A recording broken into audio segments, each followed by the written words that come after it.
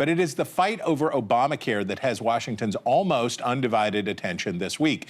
Congress faces a double deadline, January 30th for a spending plan to avoid another government shutdown, and December 31st when Obamacare rate hikes of as much as $1,000 a month will hit tens of millions of consumers unless Congress agrees to extend the subsidies. Senator Bill Cassidy leads the Senate's Health, Education, Labor, and Pensions Committee, and he joins us now.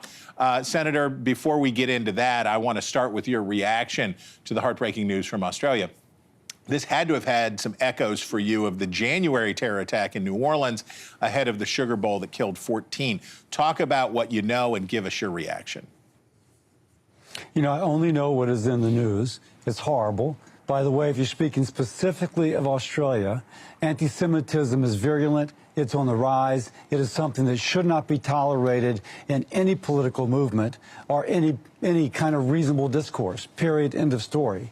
I'll say that as the chair of the Health, Education, Labor, and Pension Committee, I've been trying to pass legislation to combat anti-Semitism on college campuses, which of course brings us to Brown. We don't know the motivation there, but everybody's spirit should be with those at Brown, the students, the faculty, the parents, the grandparents.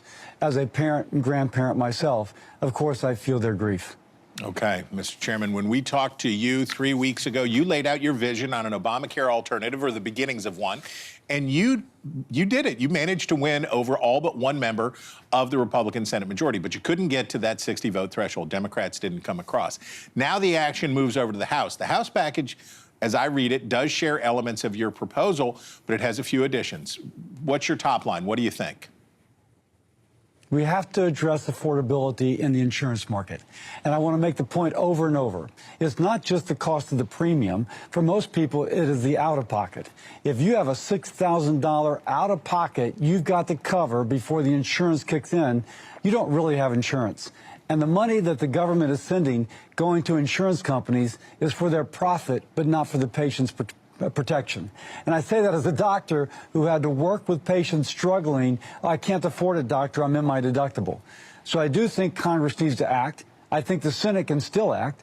And we would act in a way which would put money in the patient's pocket to pay that out of pocket, but also perhaps finding an accommodation on the premium tax credits to address those folks in whom their premiums will be going much higher.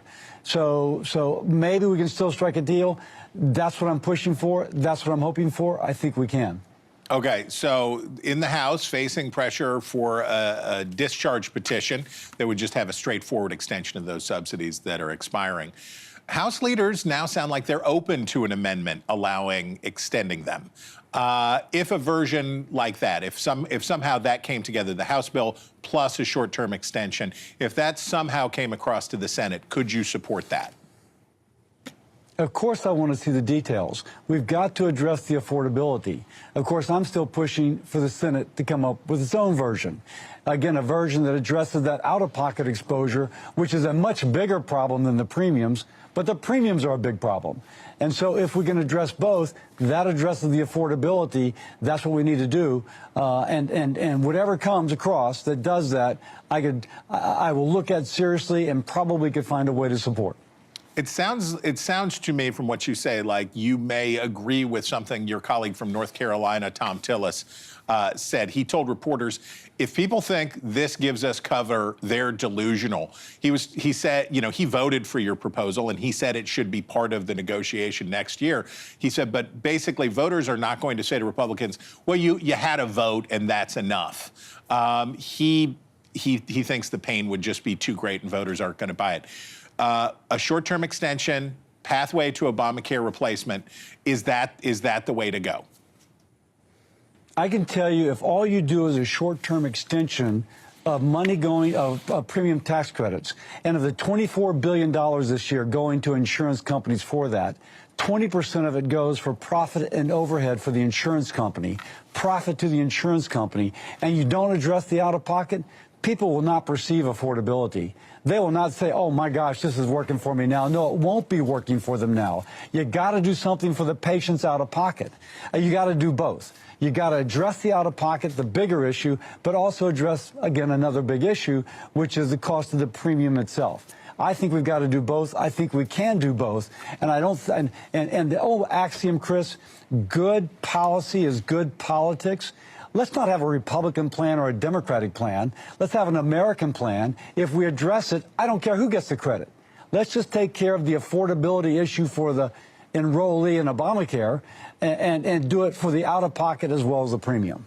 Okay, so the conventional wisdom in this town, and you know how that goes, is that as the deadline gets closer, the number of Republican defections to a straight extension of the subsidies without doing something like you're talking about is going to go up. Do you need President Trump to jump in here and try to enforce a little party discipline, get Republicans behind something? I don't think the problem was with Republicans. I had every Republican but one vote to put money in a patient's pocket for the out-of-pocket. The problem are Democrats. We need them to acknowledge that that $6,000 deductible is a huge issue, and that just extending the tax credit gives profit to the insurance company, not protection to the patient. So if we can find a meeting of the mind with Democrats and find common ground on extending the tax credits, then we're doing our job. But my problem's not with Republicans. My problem is with creating that understanding of what true affordability means in the face of a $6,000 deductible, and to do that with Democrats. Okay, so this is a little procedural, but come with me on this journey. There is some discussion about running another reconciliation package, which means just 51 votes are needed. People in the White House want to do it for defense funding, but many people think maybe this could be part of it. Could your bill or some version of it be a candidate for a reconciliation hotshot here? Could you do it with 51? Yeah, I suppose we could, but I'd like to get it done before the end of the year. If you have these health savings accounts, this money in someone's purse or wallet or pocket to pay the out-of-pocket by the end of first quarter 2026, they can save their receipts. They just know it's coming. They submit the receipts. They get reimbursed. So the sooner this happens, the better. I'd rather get it done sooner. And by the way, reconciliation means that like Democrats won't sign on. This is good policy. It shouldn't be a Republican or a Democratic policy. It should be an American policy, and I don't see why Democrats cannot support it if they actually know where people are living, where they don't have $1,000 in their account to pay for a $6,000 deductible. If my Democratic colleagues understand that, I think, I hope, I pray we can come to that sort of understanding before the end of the year. Mr. Chairman, we thank you for your time.